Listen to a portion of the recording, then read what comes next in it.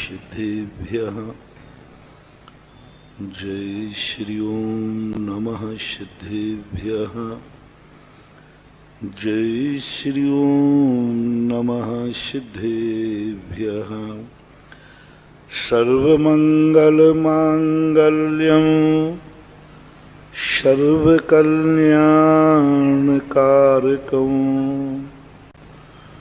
प्रधानं सर्वधर्माणां जैनं जयतु शासनं जैनं जयतु शासनं जैनं जयतु शासनं। पंच परमेष्टि भगवान की, आचार्य श्री गुरुवर कुंद कुंद महाराज की, आचार्य श्री गुरुवर विद्यासागर महाराज की।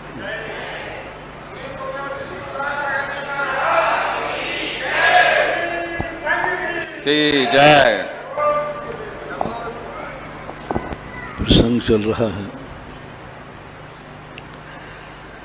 कि हम भय से मुक्त कैसे हो। सबसे बड़ा दुख यह नहीं है कि हम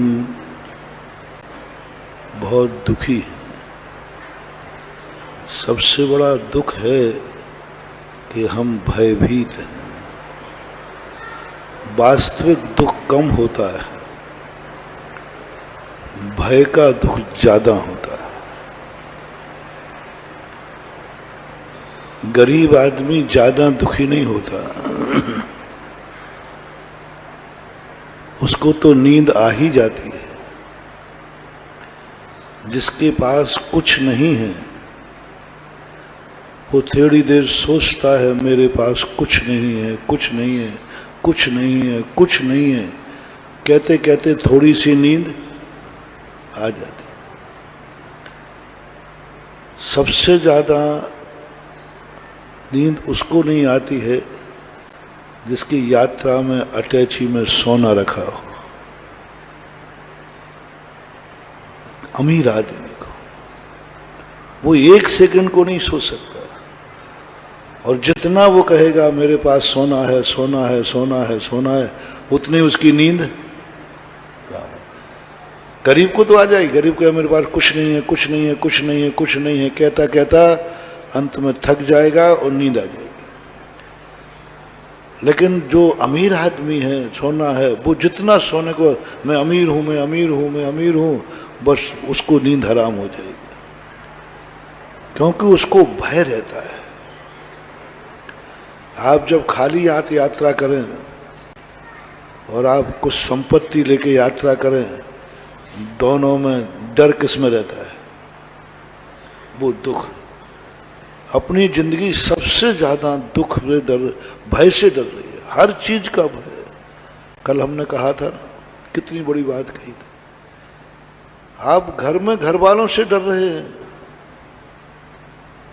आपके पास पैसा है लेकिन डर लग रहा है सासू को बहू न चुरा ले।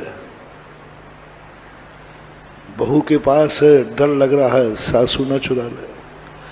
भाई के पास पैसा है, डर लग रहा है भाई को पता। थोड़ा हाँ मिला दिया करो ना, तुम्हारे पास पैसा है तुम्हारे पास, तुम मालिक हो, अब डर काहे का है? दुकान पे से तुमने पैसा जेब में रख लिया, अब तो ठीक है, पैसे पर तुम्हारा कब्जा हो गया, चेहरा क्यों उतर रहा है? भाई को पता न चल जाए।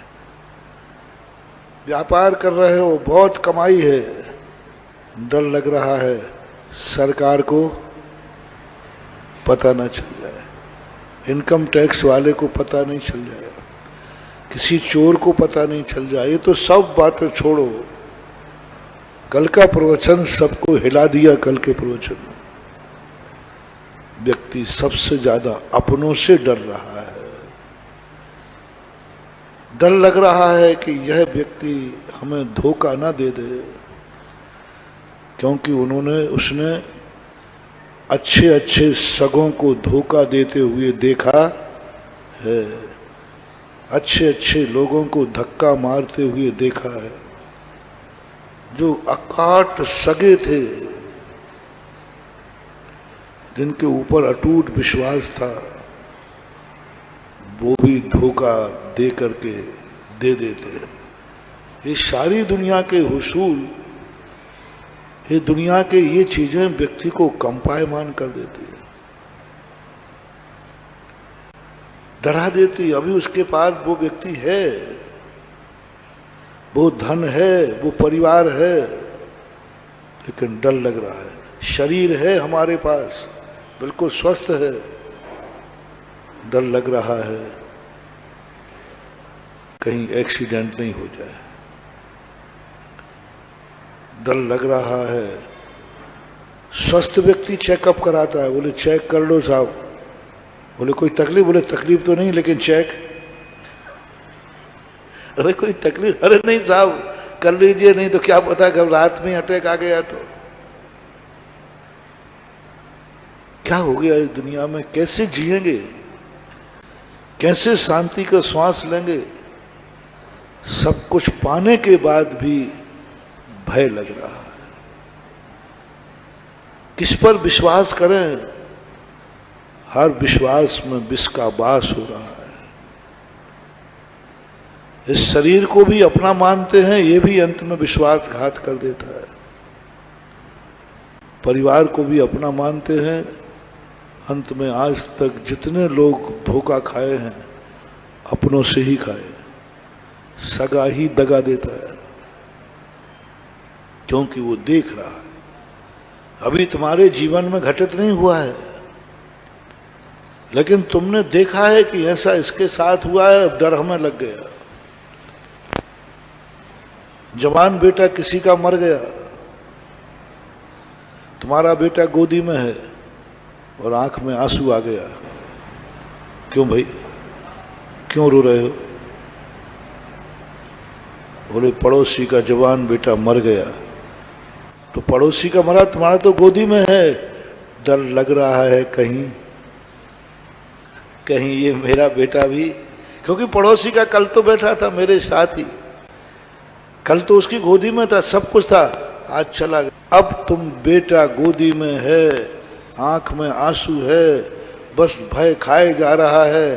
जब पड़ोसी का बेटा कल गोदी में था, आज चला गया, तो क्या पता मेरा भी गोदी में वाला कल चला ना। ये भय पूरी जिंदगी भर सताएगा। हर दिन यही लगेगा, हर दिन यही लगेगा, आज गोदी में है, कल चला नहीं जाए क्योंकि पड़ोसी का चला गया। ये दृश्य तुमने देखे हैं, ये दृश्य तुम्हारे समझ में आते हैं। तुम्हारे जीवन में घटित नहीं हुआ, लेकिन तुम घटित होते देखकर दुखी हो जाते। पूज्यवर जिनसेन स्वामी महाराज ने महापुराण के अंदर आदिनाथ के अति चित्रण किया। केशव की पर्याय में था। उसका पिता उस बेटे को इतना चाहता था, इतना चाहता था, 24 घंटे उसको कभी गोदी से नीचे नहीं उतारता था, इतना प्रेम था उसको। 1 मिनट को नीचे नहीं उतारेगा। उसको घुमाने ले गया एक बगीचे में, वहां बाजू में एक नदी बह रही थी। नदी की चट्टान पर एक बंदरी बैठी थी। बंदरी अपने बच्चे को छाती से लगाई थी। तो आदिनाथ का जीव कहता है अपने बेटे से, देख बेटा देख, जैसा ये बंदरी चाहती है ना अपने बच्चे को छाते, ऐसे ही मैं तुझे चाहता हूं, इससे ज्यादा चाहता हूं। तेरे बिना मैं जी नहीं सकूंगा, तेरे तो मुझे सब कुछ है, मैं मर जाऊंगा, मेरा ये हो जाएगा, तुझे कुछ होता है सिर दर्द, मुझे हो जाता है, सब कहता रहा। और उदाहरण, अब बच्चा तो है ही, वो कहता पापा तुम कैसा चाहते हो हमें? तो कहते देखो जैसे वो बंदर चाह रहा ना बंदरी को, अपने बच्चे को, ऐसा ही। देखते देखते देखते उस नदी में कहीं ऊपर पानी बरस गया, बाढ़ आ गई। बाढ़ जैसे आई, वो बंदरी अपने बच्चे को छाती से लगाए थी, लेकिन जैसे बाढ़ आई डूबने लगी। बंदरी ने पैर यूं उठाए, लेकिन पानी यहां तक आया, और जैसे ही पानी मुंह में भरने लगा, बंदरी ने अपने बच्चे को नीचे पटका और उसके ऊपर खड़ी हो गई। आदिनाथ का जीव होनहार था, भावी तीर्थंकर था। महान आत्माओं को थोड़ा ही निमित्त मिलके बोली, ये क्या किया क्षण भर में? एक क्षण पहले इसको छाती से लगाई थी, एक क्षण में ही उसको पैरों के नीचे पटक करके अपने प्राण बचाने के लिए उस पर खड़ी हो गई। ओहो ओहो, ये तो बहुत ऐसा राग था। घबरा गया, पसीना आ गया, अपने बेटे से कहता, भाग, चला जा, तू मुझे छोड़ करके चला जा, जा अपने घर जा, जा छोड़ मेरे। संसार इतना स्वार्थी है। जिस राग की मैं प्रशंसा कर रहा था, वो राग इतना निर्दयी, इतना निर्दयी। कहीं ऐसा ना हो कि मैं तुझे पटक कर तेरे पैर पर खड़ा हो जाऊं। कभी राग भी आग बन जाता है। भागो, भाग, तू यहां से भाग। इतना प्रेम के एक क्षण को नहीं छोड़ रहा था, भाग गया। बेटे को छोड़ दिया, स्वयं दीक्षा ले ली। किस डर से? स्वयं के बेटे को अभी कुछ भी नहीं हुआ था, कुछ नहीं किया। दूसरी बंदरी के हाल देख करके उसकी रूह कांप गई, आत्मा कांप गई और भयभीत हो गया। तो संसार की दशाएं देख देख करके व्यक्ति भयभीत होता है।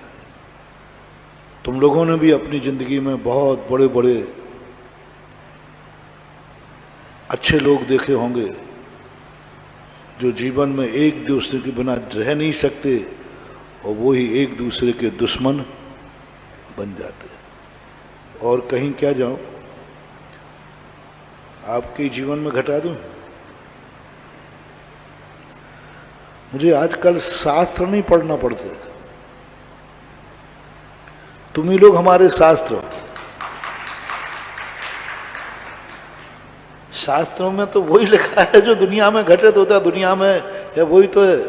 लो, तुम्हारे जीवन में घटाए देता हूं। बचपन में तुम दोनों भाई कैसे खेलते थे? यदि एक भाई को कोई मार देवे तो तुम पत्थर उठा के दौड़ोगे, लॉन्च लोगे। क्या प्रेम था, क्या राग था।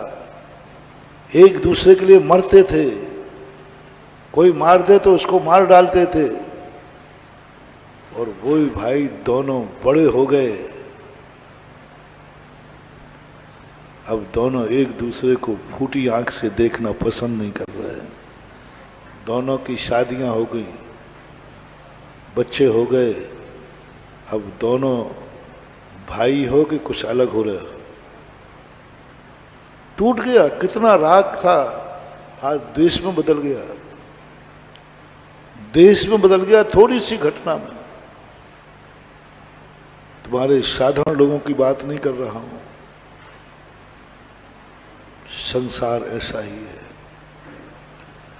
कुलभूषण देशभूषण गजपंथा से मोक्ष पधारे, तद्भव मोक्षगामी जीव। दोनों जुड़वा बेटे थे, ट्विंस थे।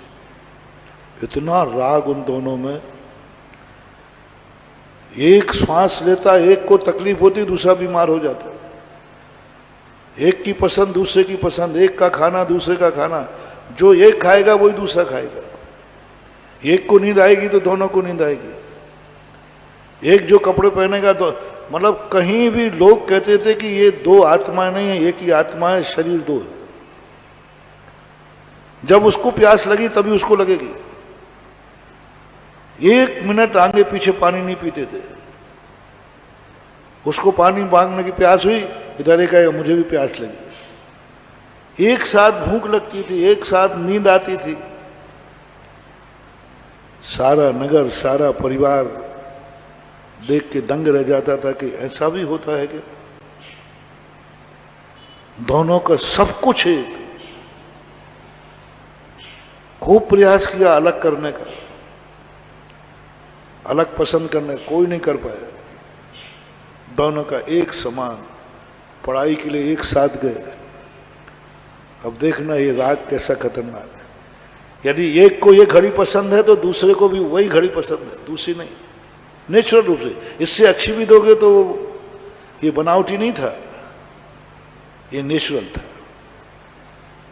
ये कोई वो सोच के नहीं भैया तुम जो पहनोगे वही मैं पहनूंगा, ऐसा नहीं। अंदर की पसंद थी। लोग कहते थे भाई तुम देखते क्या करूं, मुझे यही अच्छा लग रहा है। दूसरा कहता मुझे भी वही अच्छा लग रहा है। अंदर से बोलते। बीमार होते तो एक साथ बीमार दोनों होते। एक बीमार होगा दूसरा भी बीमार हो जाएगा। अब देखना ये अच्छा लग रहा है, लेकिन हर चीज, हर वस्तु को दोनों एक साथ पसंद करते हैं। दोनों की एक सी पसंद है, लेकिन ये पसंद आगे कितनी खतरनाक बन गई। जो एक को पसंद है वो दूसरे को पसंद है। आगे जाकर जब वो पढ़ के लौटते हैं, पढ़ के लौटते ही उनके पिताजी ने उनकी आगवानी कराई, बहुत तैयारी चढ़ाई, पूरे नगर को सजाया। राजकुमार थे। उधर दोनों आ रहे थे रथ पर बैठे हुए। दोनों की दृष्टि एक कन्या पे पड़ी। दोनों की पसंद एक पसंद। अब खतरा देखना। अभी तक तो अच्छा लग रहा था ना, दोनों का भोजन एक पसंद, दोनों का घर, सब कुछ एक है, सब अच्छा। सब कहते ठीक है, अच्छे भाई, पूर्व जन्म के बहुत प्रेमी रहे हैं। लेकिन यह राग कितना खतरनाक। दोनों की दृष्टि उसी कन्या पर एक साथ पड़ी, एक साथ पड़ी। दोनों ने एक साथ देखा और दोनों ने पसंद किया। दोनों कहते हैं, दूसरे भैया ने कहा कि मैं इसको बता दूं कि मुझे वो पसंद है। वो भी वहीं देख रहा। बोले क्या कर रहा है? बोले भैया मुझे ये पसंद है। वो कहता खबरदार उसके ऊपर तूने आंख उठाई तो, वही मुझे पसंद है। इतना काट राग। दोनों ने कहा तू मेरे, जो मुझे पसंद है उसको तू नहीं ले सकता। कन्या एक ऐसी है जिसका बंटवारा नहीं हो सकता। एक फूल, आगे आप बोल दो, दो माली नहीं हो सकता। और इतना ज्यादा द्वेष बदला, दोनों ने तलवारें निकाल ली। राजकुमार तो थे, तलवार पास थी। दोनों ने तलवारें खींच ली। तुम मेरी चहेती की तरफ नहीं देख सकते।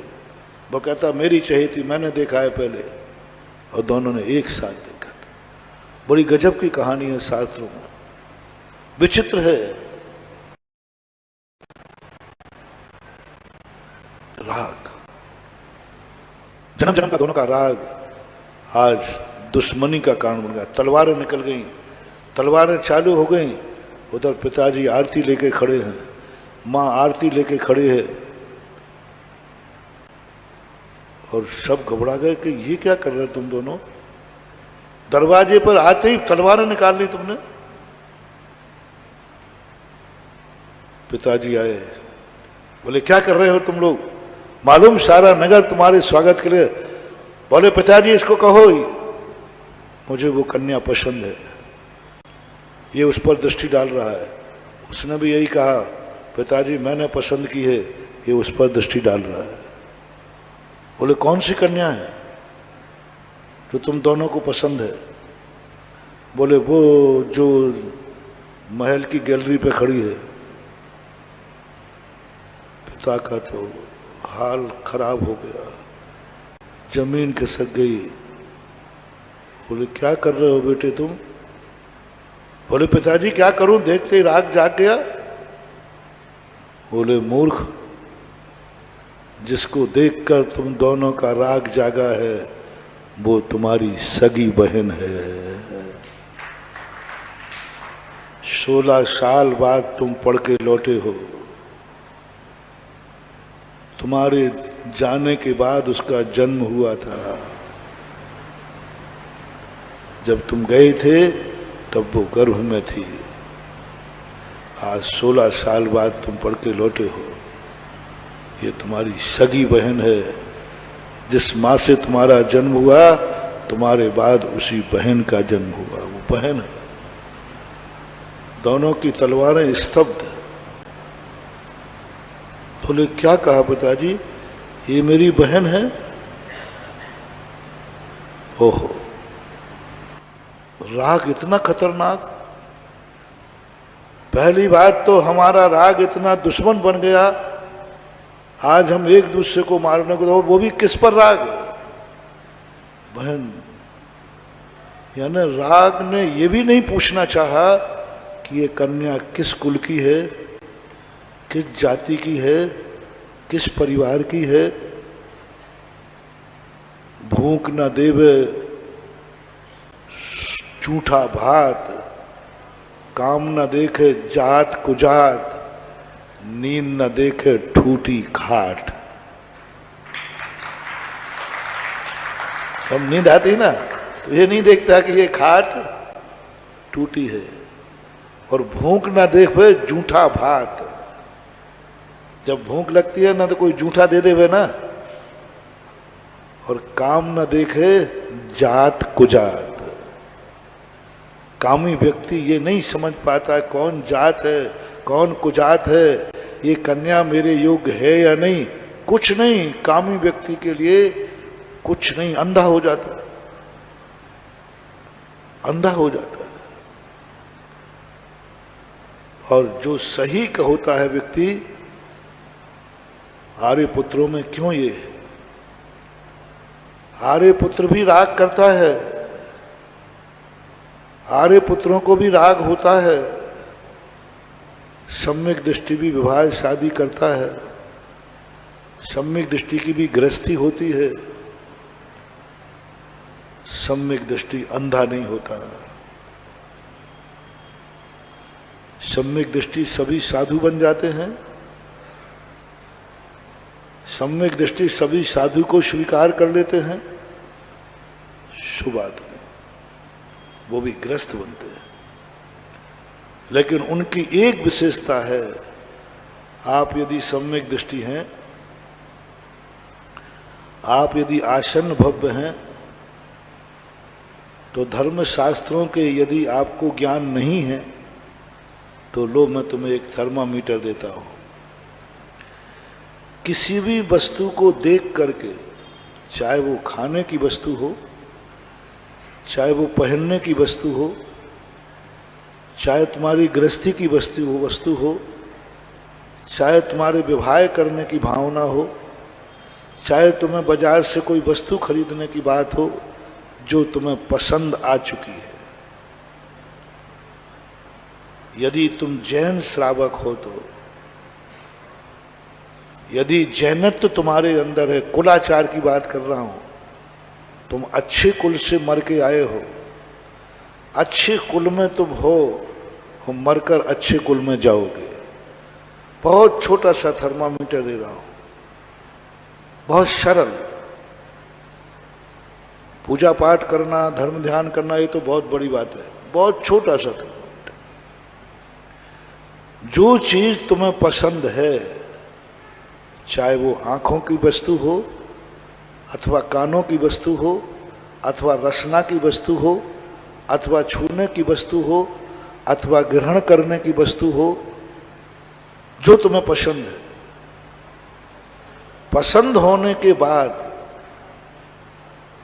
आपको उसको तुरंत ग्रहण करने का भाव आ रहा है, समझ लेना आज तुम अच्छे कुल में हो लेकिन तुम किसी कारण बहुत बुरे कुल से मर करके आए हो, नीच कुल से मर के आए हो, पशुओं में से मर के आए हो, मिलेक्ष खंडी में से मर के आए हो। पूर्व भाव तुम्हारा बहुत गंदा था, बहुत गंदा था, बहुत गंदे कुल में थे, मिलेक्षी थे, नीच कुलीन थे, बहुत बिगड़े पापी कुल के थे, त्रियंश कुल से थे। क्योंकि तुम्हें जो वस्तु पसंद आई, तुम्हारे मन में तुरंत भाव आया, इसको मैं कैसे ग्रहण करूं। वो एक घड़ी भी हो सकती, घड़ी भी हो सकती। यदि तुम्हें पसंद आई कहीं, मैं इसको ग्रहण करूं। आपका अतीत आपकी नीचता का प्रतीक है। रास्ते में सोने का बिस्किट पड़ा है, सोने का है, जैसे ही आपने देखा और आपका मन गया मैं इसको प्राप्त करूं, कैसे करूं, आपकी नीचता का प्रतीक है। आप किसी डाकू थे पहले पूर्व भाव में, आप नहीं थे तो आपके माँ बाप डाकू थे, चोर थे, बदमाश थे, ठगी थे, लुटेरे थे। बहुत बहुत आज नहीं हो, आज तुम बहुत अच्छे आदमी, बहुत अच्छे कुल में जन्म लिया है तुम, बहुत बढ़िया, आज तुम कुछ भी नहीं हो। लेकिन यदि तुम्हें देख करके बिस्कुट देख कर तुरंत भाव आए कि मैं इसको उठा लूं, आप अतीत के बहुत बड़े बदमाश हो, चोर, लुटेरे, ठगिया, जितने टाइटल हैं सब ले लो चोरों के जो होते हैं। किसी को वस्तु, कोई भी वस्तु, यदि तुम्हें खाने की वस्तु देखकर मन मचल गया कि मुझे ये खाना है, देखते ही पसंद आ गया, समझ लेना तुम किसी ऐसी निकृष्ट पर्याय से आए हो, ऐसे कुल से आए हो जहां पर भक्षा वक्ष का कोई विचार नहीं था। ऐसे कुल से जन्म, ऐसे कुछ पशु कुल से, और ऐसी चीज को जो खाने योग्य भी नहीं, छूने योग्य भी नहीं, जिस कुल में तुम जन्म लिया है उस कुल में कभी आज तक वो वस्तु खाई नहीं गई, फिर भी तुम्हारा मन उस वस्तु को पसंद किया। पसंद करने तक नहीं कह रहा हूं अभी, पसंद तो कुछ भी आ सकता है। पसंद करने के बाद यदि तुम्हें खाने का भाव आ रहा है और वो तुम्हारी वस्तु कुल के विरुद्ध है, तुम्हारे कुल में वह वस्तु कभी खाई नहीं गई, खाई नहीं जाती है, और तुम्हारे कुल में कहीं नहीं हुआ, तुम्हारी जाति में, तुम्हारे धर्म शास्त्रों में मना किया, तुम्हारे गुरु ने मना किया, तुम्हारे बाप बाप नहीं खाते हैं, तुम्हारी जाति नहीं खाती, सब तरफ से है, और तुमने ऐसी वस्तु खाने का भाव किया, महानुभाव, इट मे बी पॉसिबल आप कहीं सूकर पर्याय से आए, आप अतीत में सूकर थे।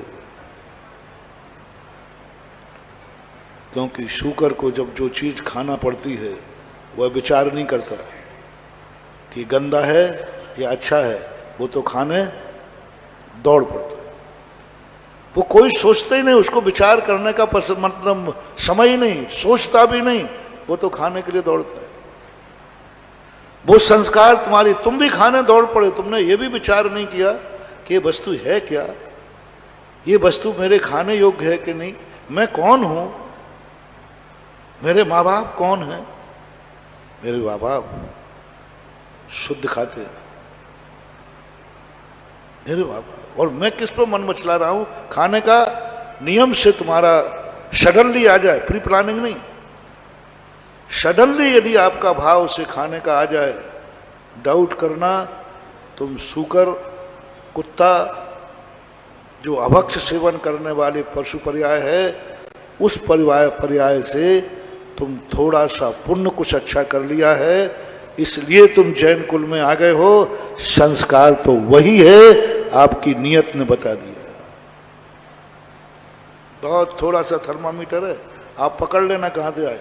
बड़े बड़े जोशियों से पूछकर पैसा खर्च मत करो, मैं फोकट में बता देता हूं। हम कहां से आए, मर के महाराज बताओ हम कहां से आए, कहां जा, अरे कौन चक्कर में पड़े तुम्हें, तुम्हारे पास थर्मामीटर तुम्हें देता हूं। कितना बड़ा थर्मामीटर है, खाद्य वस्तु तुम्हें पसंद आ गई, कोई बात नहीं, लेकिन तुम्हें तुरंत भाव आया मैं इसे खाऊंगा। आपको ये मौका ही नहीं दिया कि वस्तु खाने योग्य है कि नहीं, मौका ही नहीं दिया तुम कौन हो। सावधान। ऐसा ही तुम्हारे लिए सोने का बता दिया, खाने का बता दिया, देखने का, तुम्हें कुछ भी देखने का। तुम्हें यह भी विकल्प नहीं है कि तुम्हें जब भूख लगी तब खा लोगे। रात में भूख लग सकती है, कोई बाधा नहीं। रात में भूख लग सकती है कि नहीं, खास तौर से उपवास के दिन रात नहीं लगती है।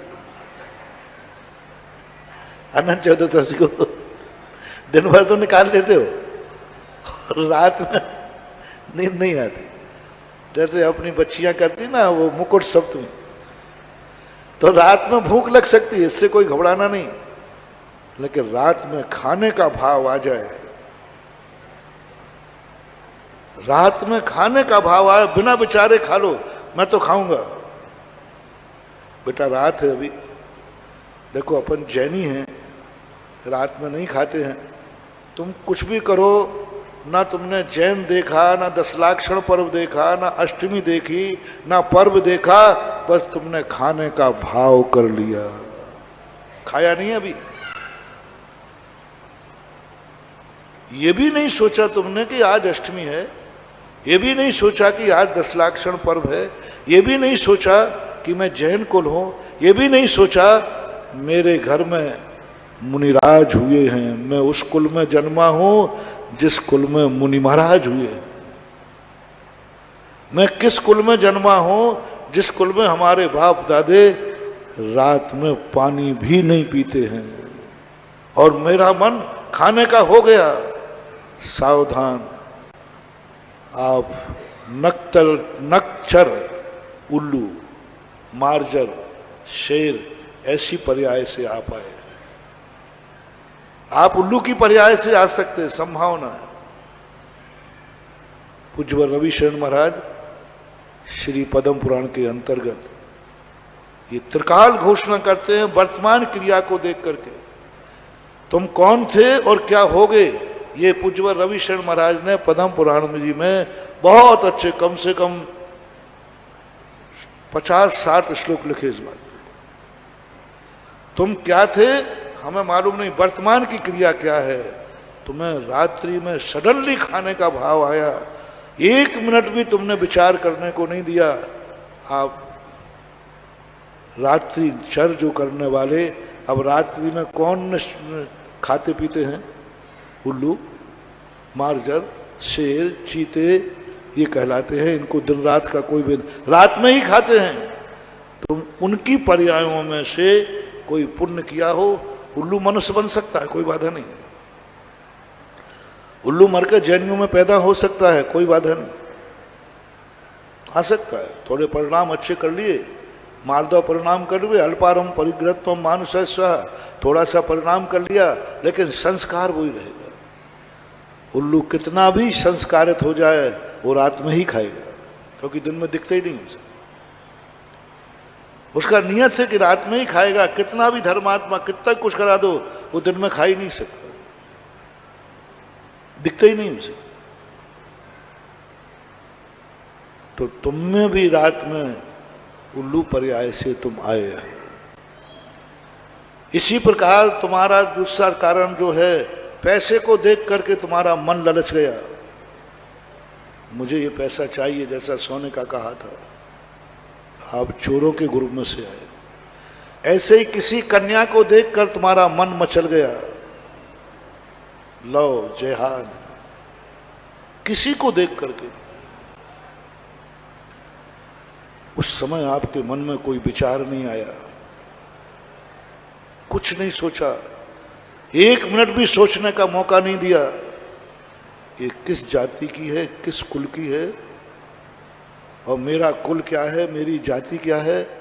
बिना विचार के यदि तुम्हारा परिणाम किसी कन्या पर, कन्या का परिणाम किसी पुरुष पर यदि बिगड़ जाता है, पसंद नहीं कह रहा हूं, पसंद तो हो सकती है, लेकिन मन बिगड़ जाता है, और उसे पाने का भाव आ गया, समझ लेना आप किसी नीच कुल से जन्म लिया है। आप पशु की पर्याय से आए हैं, क्योंकि पशु कभी जात कुजात कुछ नहीं देखता, नीच कुल में ये सब नहीं देखा जाता। निश्चित मानना ये थर्मामीटर अकाट्य थर्मामीटर है। आपका परिणाम किसी पे भी हो, मैं ये कुछ भी नहीं कह रहा हूं, किसी को भी देखकर आपके मन में विकार आ गया और ग्रहण करने का भाव आ गया बिना विचारे, आप लिख लेना आप किसी नीच कुल से आए हो। नीच कुलीन लोगों में ये सब देखने का भाव नहीं आता।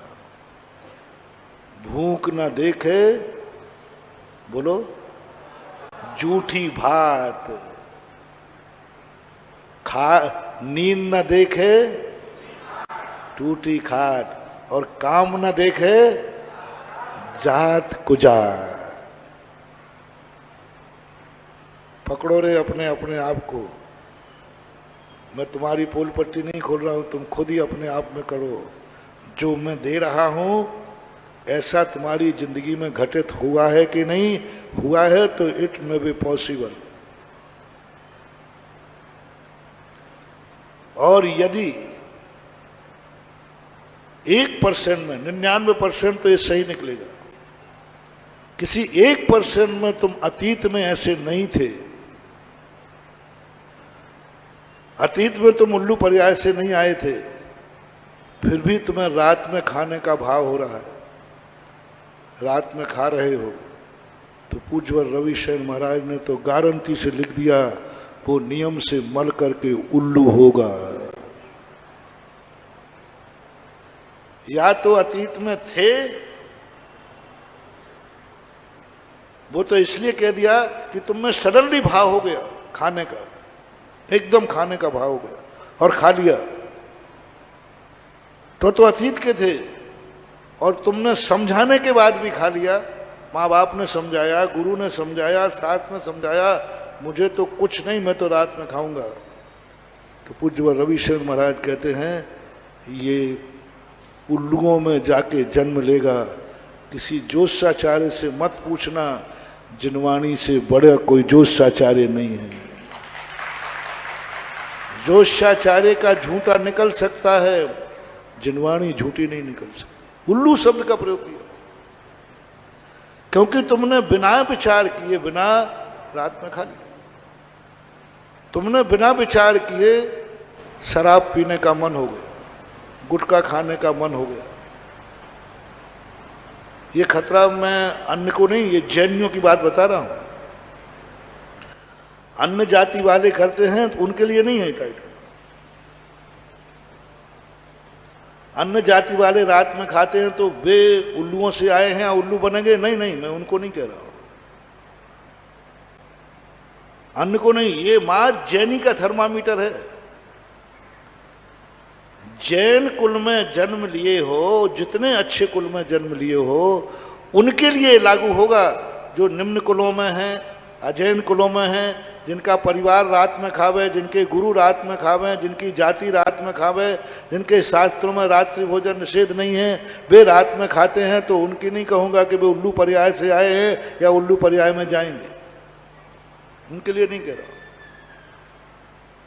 चोर लुटेरों की पर्याय में जन्म लिया है, उनका बेटा चोरी का भाव कर लिया, तो जरूरी नहीं कि वो अगले भाव में भी चोर था और आगे भी चोर होगा। कोई नीच कुल में जन्म लेने वाला अभक्ष खा रहा है, शराब पी रहा है, मांस खा रहा है, तो जरूरी नहीं है कि वो सूकर कुत्ते आदि पर्याय से आया हो, नहीं। जैनी की बात, ओनली जैनी। और जैनियों में भी और कह दूं, दिगंबर जैन, और कह दूं उनमें पक्का लगा लेना मुनि भक्त, पक्का समझना। और मुनि भक्त में और कह दूं मेरा भक्त, और कह दूं पक्का बिल्कुल गजेस्टेड ऑफिसर दे पूज्य गुरुदेव का भक्त, आचार्य श्री का भक्त, पक्का, वो तो है ही। जितने जितने ऊंचाई वालों का संबंध तुम्हारा है, और उतने उतने तुम्हारे नीच कर्म हैं तो तुम्हारे अतीत और भविष्य के घोषणा पत्र हैं। जितने जितने तुम वर्तमान में कहां हो, किस कुल में जन्मे हो, जिस कुल में मुनि महाराज हुए,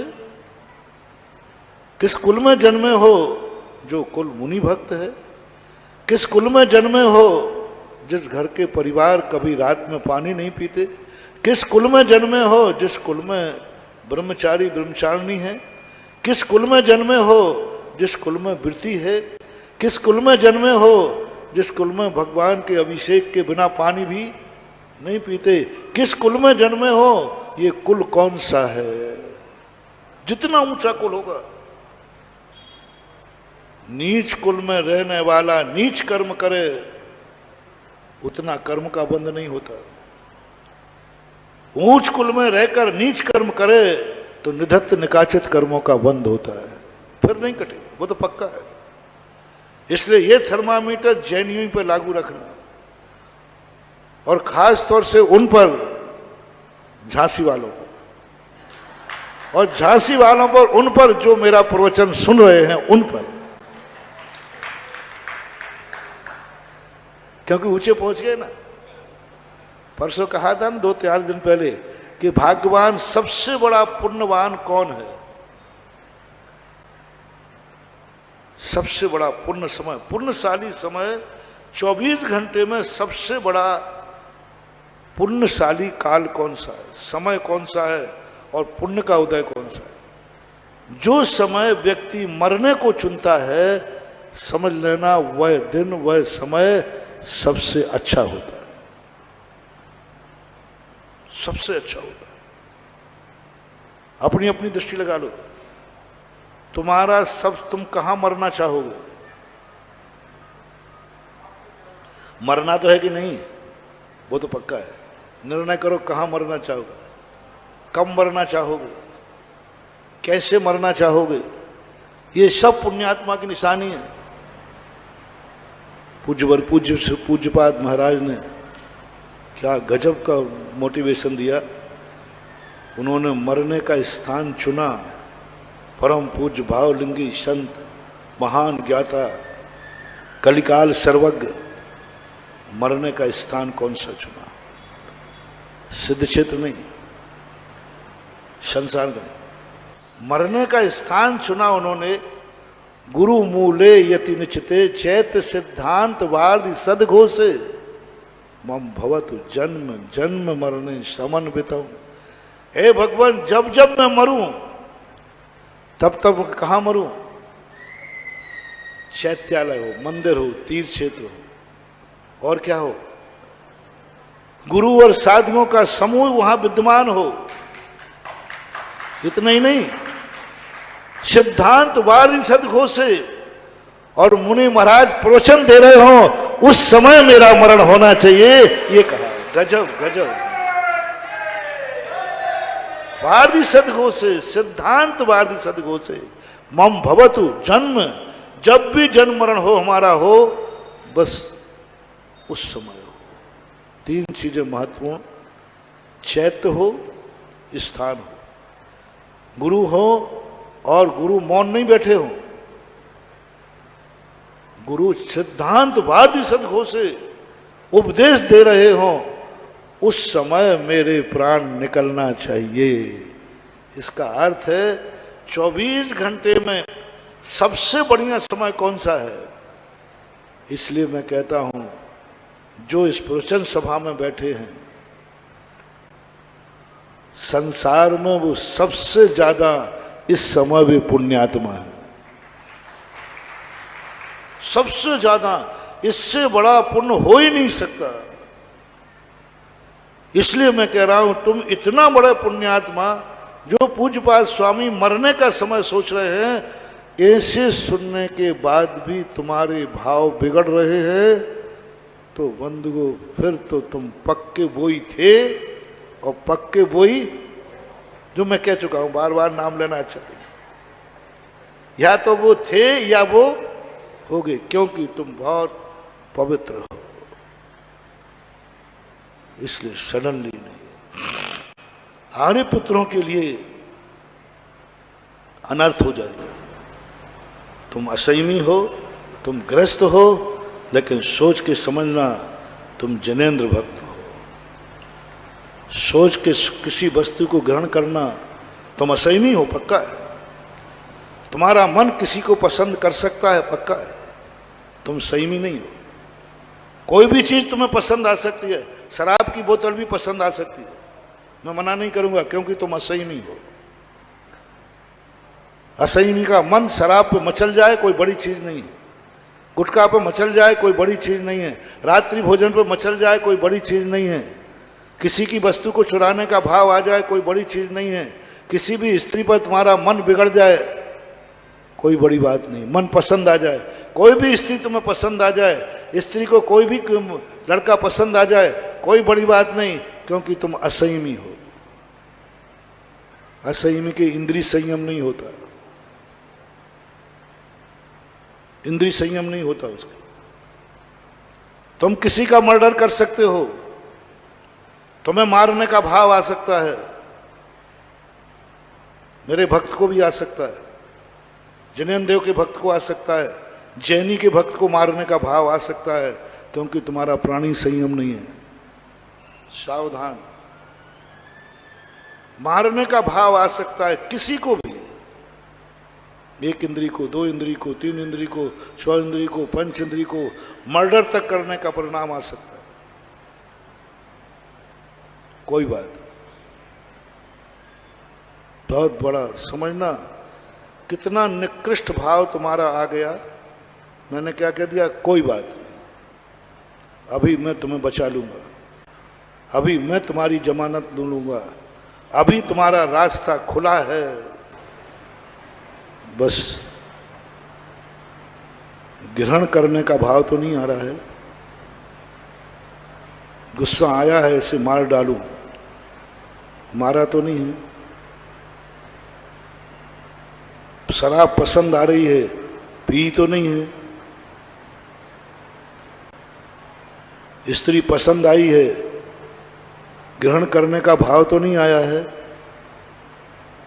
बस यहां से शुरू होता है तुम्हारा विकास। मिथ्या दृष्टि में सम्यक दृष्टि के असंयम में कोई अंतर नहीं है। नीच कुलीन असंयमी में और जैन असंयमी में कोई अंतर नहीं है। दोनों की क्रियाओं में कोई अंतर नहीं है। नीच कुल वाला भी असंयमी है, उच्च कुल वाला भी असंयमी है, दोनों का कोई अंतर नहीं। दोनों एक ही वस्तु को पसंद कर सकते हैं, दोनों शराब पीने का मन बना सकते हैं, शराब पीने पसंद आ जाए, गुटखा खाने का पसंद आ जाए, मरने का भाव भी, मारने का भाव भी कर सकते हैं, कोई बात नहीं। अभी तक इतने मात्र से मैं तुम्हें नीच नहीं कहूंगा, इतने मात्र से तुम अतीत में गंदे कुल से आए हो मैं नहीं कहूंगा, इतने मात्र से मैं तुम्हारा भावी भविष्य नहीं बिगाड़ूंगा। लेकिन उच्च कुलीन हो, उच्च कुल से आए हो, मैं कौन हूं, मैं कौन हूं? मैं तो जैन हूं।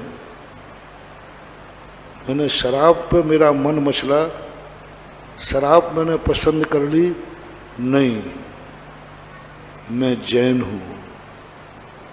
अब देखना, संयमी की बात नहीं कर रहा हूं, असंयमी की बात कर रहा हूं।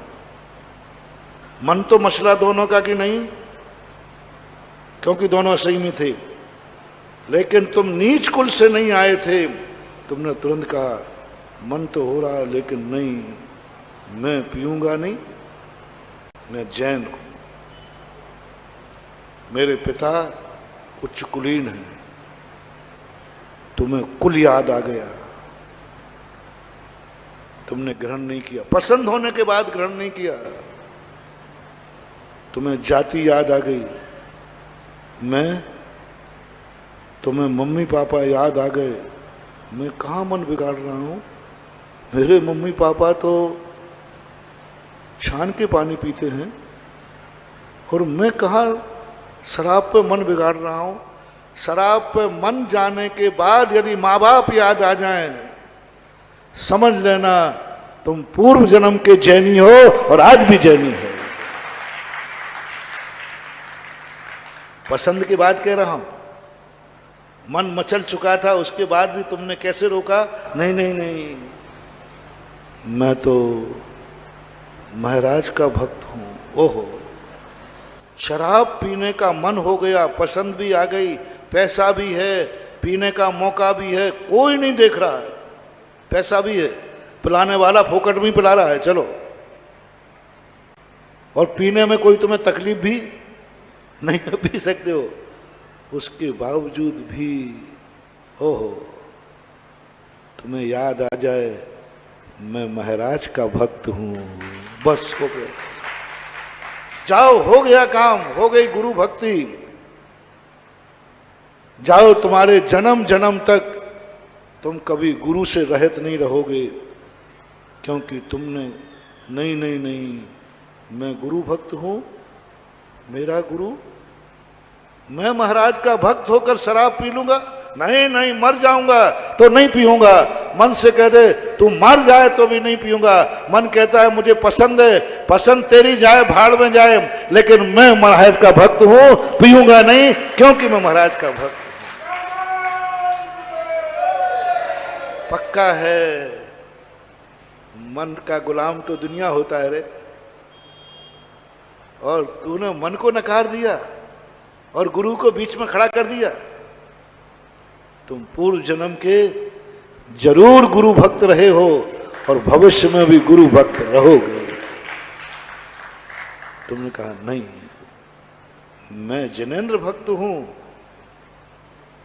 मैं जिनेंद्र भक्त हूं, और मन जिनेंद्र भक्त कभी शराब पीता है? शराब पे तुम्हारा मन चला गया और तुम्हें ध्यान आ गया, जिन हाथों ने अभिषेक का लोटा उठाया है, सुनना भैया, अभिषेक का लोटा उठाया है, वो शराब की बोतल उन हाथों से छूले हुए नहीं, चाहे कुछ भी हो जाए, दोस्तों से कह देगा तुम मार डालो, तो इस हाथ से मैंने अभिषेक का लोटा उठाया था, इस हाथ से मैंने महाराज को आहार दिया था, इस हाथ से मैंने नमोकार मंत्र पढ़ा था, मरते मर जाऊंगा लेकिन मैं शराब की बोतल को हाथ नहीं लगाऊंगा। ये आवाज यदि अंदर से आ जाए, समझ लेना तुम कल भी अच्छे थे, आज भी अच्छे हो और कल भी हो गए।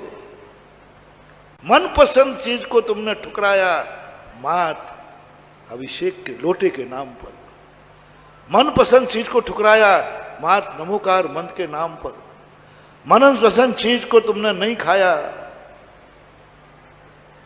मन पसंद चीज की, नापसंद चीज की नहीं कह रहा हूं, पसंद है, मुंह में पानी आ रहा है, खाने का भाव हो रहा है, नहीं खाऊंगा मैं जैन हूं, नहीं खाऊंगा मैं जैन हूं, नहीं खाऊंगा मैंने महाराज को आहार दिया है, नहीं खाऊंगा।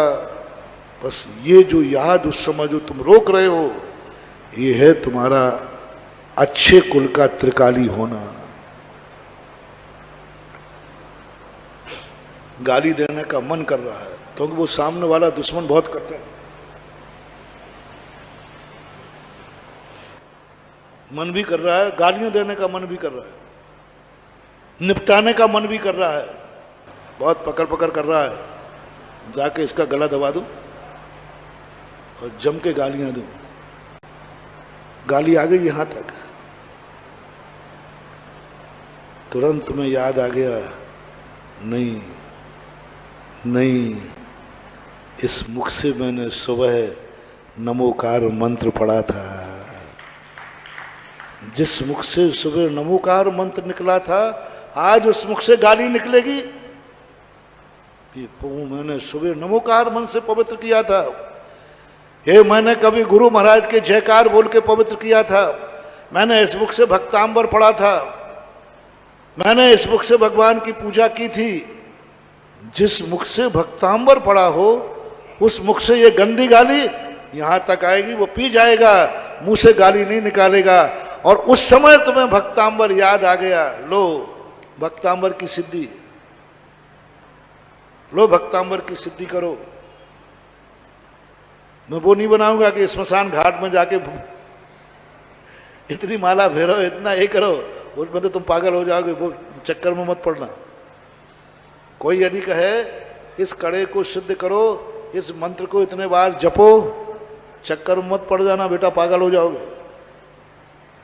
क्योंकि जितनी मंत्र सिद्धियां हैं साइड इफेक्टेड होती हैं। जितनी मंत्र सिद्धियां हैं, किसी मंत्र सिद्धि के चक्कर में तुम नहीं पड़ना। किसी कड़े को, श्लोक को सिद्ध करने के चक्कर में मत पड़ना, कभी नहीं पड़ना। नहीं तो तुम ग्रस्त हो, बाद में पछताओगे।